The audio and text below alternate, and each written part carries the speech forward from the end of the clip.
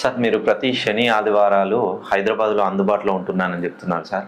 So మీ దగ్గరికి వచ్చే వాళ్ళు ప్రతి రూపాయి పోగు చేసుకొని వాళ్ళ కష్టాలన్నీ మీరు తీరుస్తారనే నమ్మకంతో చిన్న పిల్లల్ని వాళ్ళకి తెలిసిన వాళ్ళని మౌత్ పబ్లిసిటీ ద్వారా మీ దగ్గరికి చాలా మంది వస్తున్నారు.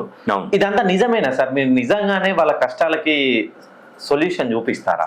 ఎవరు నమ్మినా నమ్మకపోయినా, ఈ శాస్త్రం పైన విశ్వాసం ఉన్నా ఉండకపోయినా, నేను చూసేది 100% నిజం. కరెక్ట్గా చెప్తున్నాను. ఓకే, నిజం చెప్తున్నాను. నా ద్వారా మీకు ఎంతో కొంత మంచి జరుగుతుందండి, చెడు అయితే జరగదు. ఓకే, నేను చూసేది కూడా అన్ని విధాలుగా చూస్తానండి, ఎక్కడ వదిలిపెట్టేదే లేదు. అసలు నాకు ఓపిక లేకుండా పోయేది లేదు, అంతా నేను పర్ఫెక్ట్గా చూస్తాను. నేమాలజీ, గ్రాఫాలజీ, సిగ్నేచరాలజీ, ప్రొనాలజీ, Indian western numerology, Indian western astrology, ప్రశ్నాశాస్త్రం, హస్తరేఖలు, గవ్వలు, తాళపత్రికలు, ప్రతిదీ ఎవ్రీథింగ్ మొత్తం ఏదైనా నేను చూస్తాను. ఓకే, ఒక్కసారి నన్ను దగ్గరకు వచ్చి కరెక్షన్ తీసుకున్న తర్వాత ఇక మళ్ళీ మీరు ఎక్కడికి వెళ్ళనవసరం లేదు. ఓకే అంటారు చూసారు, చాలా మంది నా దగ్గరకు వచ్చి, సార్ అన్ని తిరిగాను సార్, ఇక మీరే లాస్ట్ ఫైనల్ సార్, మీరే ఫైనల్ సార్ అంటారు. Yes sir. ఆ మొదటే నాకు ఆ ఛాయిస్ ఇస్తే మళ్ళీ ఈ ఫైనల్ వరకు రారు మీరు.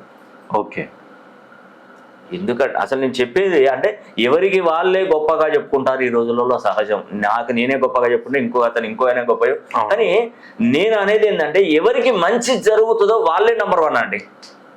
వాళ్ళకి మంచి జరిగే విధంగా ఎవరైతే చేస్తారో వాళ్ళే నెంబర్ 1. జరగాలి, చెప్పడం కాదు, చేసి చూపెట్టాలి.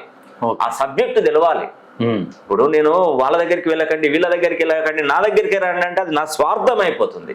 ఓకే, సరే దానిలో 100% నిజం ఉన్నా స్వార్థం అవుతుంది. బయట వాళ్ళకి చూసే విధంగా ఎట్లా ఉంటుంది, స్వార్థమైన బాగా ఆయనకే కావాలట, ఎవడు బతుకొద్దట అంటాడు.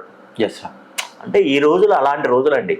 కాబట్టి నేను ఒకటే అనుకుంటాను, ఆ భగవంతుడు ఎవరికైతే అనుగ్రహం కల్పిస్తాడో, ఎవరికైతే బాగుపడాలని రోజులు కల్పిస్తాడో ఆటోమేటిక్గా నన్ను వచ్చి కలుస్తారండి.